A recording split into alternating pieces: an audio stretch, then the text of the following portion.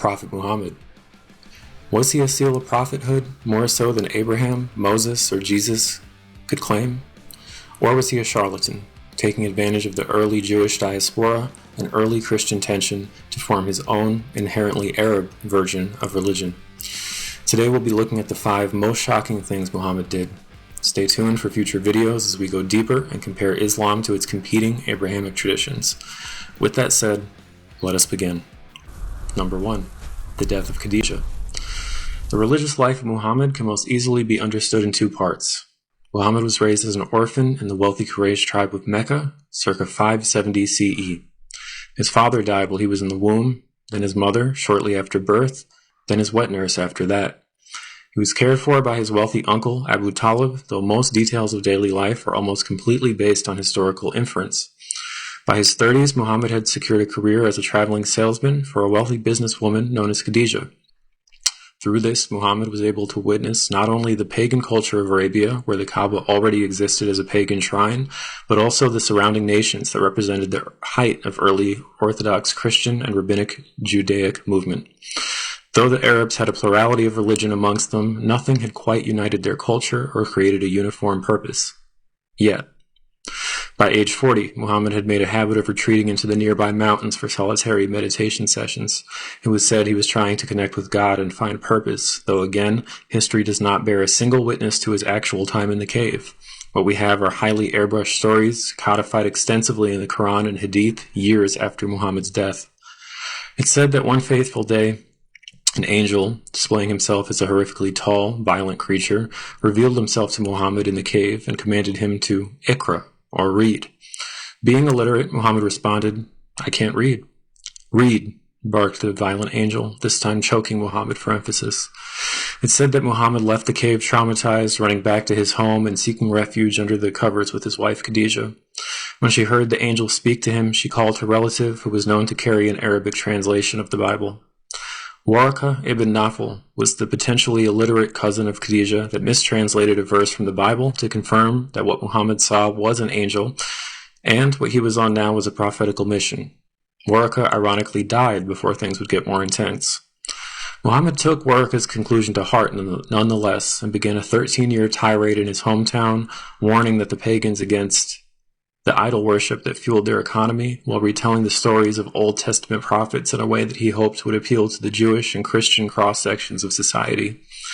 The city of Mecca fought back unilaterally. Muhammad tried preaching in front of their pagan shrines, so his people were ambushed. Trading was cut off. Eventually food was cut off. The slaves that converted to his way were often tortured and killed unless he could purchase their freedom first. At this point, Muhammad leaned into the Jewish and Christian ties he'd been attempting to build. He sent a delegation of Muslims as refugees to Ethiopia in 613 AD and brokered a deal with the Jewish tribe in Medina 9 years later to take the rest of his people. It was said that the Jewish population of Medina was at war with each other, and Muhammad's rumored skills as a moral arbitrator would come in handy for them politically. Though they didn't believe in his prophethood generally, they respected him. He had one wife, preached of one God, and was actively trying to break down the pagan elements of Arab society. Before Muhammad could get to Medina, however, his wife Khadijah died. Her fortune had been exhausted over the years of famine that he and his followers had endured in the years living up to it, and starvation is widely believed to be the cause of death. But was this all God's will? Or did Muhammad simply have plans for Medina that didn't include his richer, more traditional, more elderly wife? Number 2. Banu Qurayza. The Banu Qurayza were one of 3 Jewish tribes living on the northern tip of Arabia in the early diaspora. They were known for the wealth they'd accumulated along with their advancements in agriculture. When Muhammad arrived in Medina in 622, he was immediately in hot water with his new comrades. They wanted a political arbitrator, but he demanded that he was their prophet. They wanted a Jewish society, but Muhammad was actively ransacking Quraysh travel caravans as they passed through town. This led to Muhammad moving the Islamic direction of prayer from Jerusalem, where it was for the first 13 years, back to the Kaaba in Mecca as a sign of his people's lineage. After fighting the Battle of the Trench against the Quraysh, Muhammad claimed that the angel Gabriel had come down from heaven and instructed him to attack the Qurayza. He started spreading rumors that they were supporters of the pagan Quraysh society, which they denied vehemently. Muhammad raised tensions and had the tribe surrounded for 25 days until they surrendered. Wanting a just conclusion, Muhammad's followers insisted that one of them should come up with a peaceful way to end the conflict. Muhammad elected a man dying from an infection, Sa'id ibn Mu'ad, who ultimately concluded that the Qurayza men should all be killed while their women and children were taken as captives. This was perhaps the most evil moment of Muhammad's life, and it was set the tone for the rest of his time in Medina, along with the revelation of half the Quran. Number 3. Aisha's marriage. It was around the same time that Muhammad sought to solve his marital problems. Khadijah had died of starvation in Mecca after he successfully usurped all her wealth, status, and familial influence. Muhammad's next victim would be the 6-year-old daughter of his best friend Abu Bakr Siddiq, Aisha. "But I am your brother," famously hesitated Abu Bakr when met with Muhammad's indecent proposal.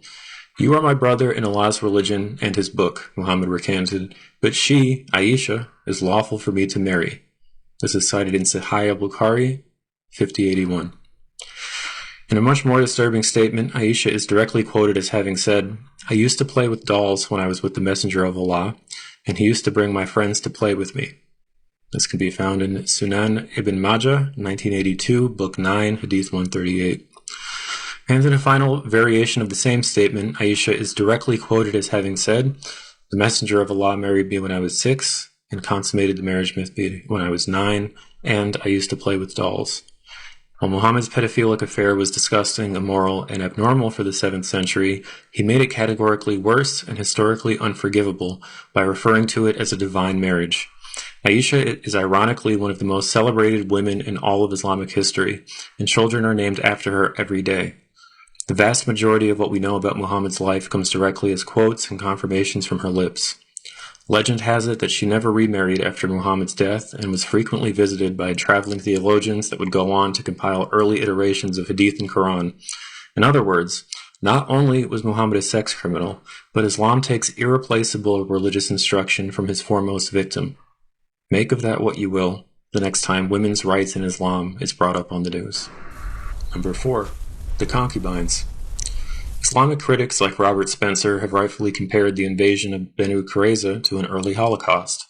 There are disturbing parallels between that story and the violent terrorist attacks that plague our modern world. It serves as clear motivation for the worst types of people and suggests that Muhammad was truly amongst them. Rehana bin Zayd originally belonged to the Jewish tribe of Banu Nadir and was married to Al-Hakim of Banu Qurayza. She watched her husband get slaughtered on the battlefield and minutes later was delegated to Muhammad as his concubine. Some traditions state that he consummated the arrangement immediately and publicly. Others state that she was given a financial dowry and ultimatum to accept Islam. By accepting, Muhammad would marry her and offer her limited freedom. By denial, she would be confined and hopelessly abused. She died 4 years later and was buried at Al-Jannat al-Baqi cemetery, along several of Muhammad's other wives and female victims. Secondly, Maria the Copt was a Coptic Orthodox Christian who was enslaved and gifted to Muhammad by the Egyptian ruler in 628. She's rarely celebrated by scholars despite bearing a son for Muhammad and heavily influencing Islamic theology. As a practicing Coptic Orthodox Christian of the 600s, she possessed much of the knowledge and rituals that would later be revealed to Muhammad. As a Christian slave, Maria would have had rudimentary knowledge of both Jesus and the Virgin Mary via oral tradition. These concepts were coincidentally revealed to Muhammad in detail 1 year later when he started reciting Surah Maryam of the Quran. Muhammad would continue to reference Christians as people of the book and their scriptures as the gospel, despite his illiteracy and progressively Jewish surroundings.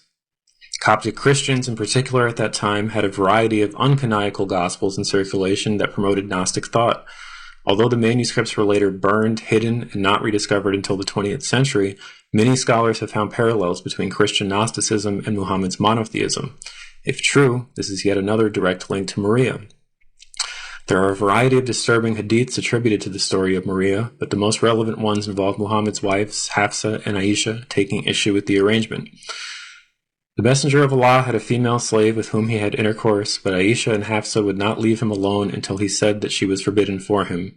Then Allah, the Mighty and Sublime, revealed, "O Prophet, why do you forbid for yourself that which Allah has allowed to you?" until the end of the verse.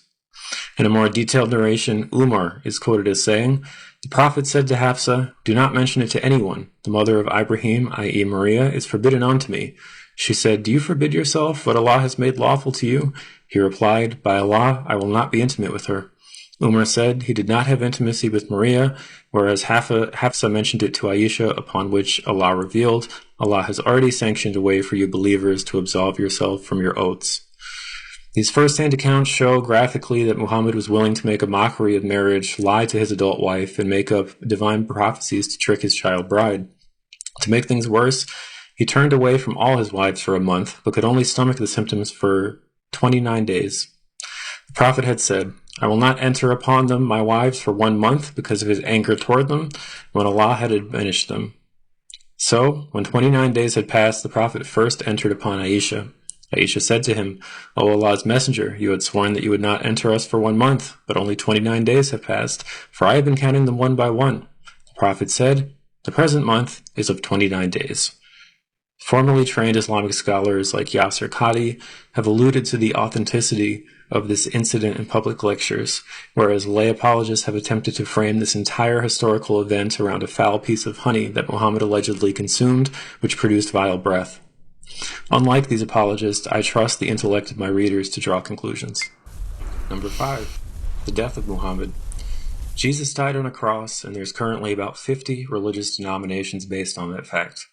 Moses may have died writing the Torah, and that's revered by an even wider breadth of people. Muhammad died failing a test.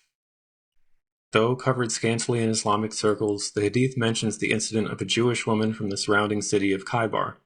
When Muhammad and his delegation were traveling one evening, they were invited for a home-cooked meal by a Jewess that was grappling with whether Muhammad was a prophet or not. She recalled a childhood story that a prophet could be tested by consuming poisoned food. If they lived, surely they were of God's will. If they died, surely they were a liar. Muhammad had also been quoted as saying, "If I'm a liar, then Allah will cut my aorta." The woman is said to have poisoned 2 cuts of meat, one of which went to Muhammad's companion, one of which went to him. There was almost visible hesitation as the companion ate his portion first, yet he finished the meal, fearing any sort of backlash from Muhammad, who immediately followed suit. So what happened? Well, according to the direct words of Aisha, the Prophet in his ailment in which he died used to say, "O Aisha, I still feel the pain caused by the food I ate at Khaybar, and at this time I feel as if my aorta is being cut from the poison." In other words, Muhammad admitted his fallacy. If you enjoyed this video and look forward to deeper dives, please like and subscribe. Stay tuned. Thank you.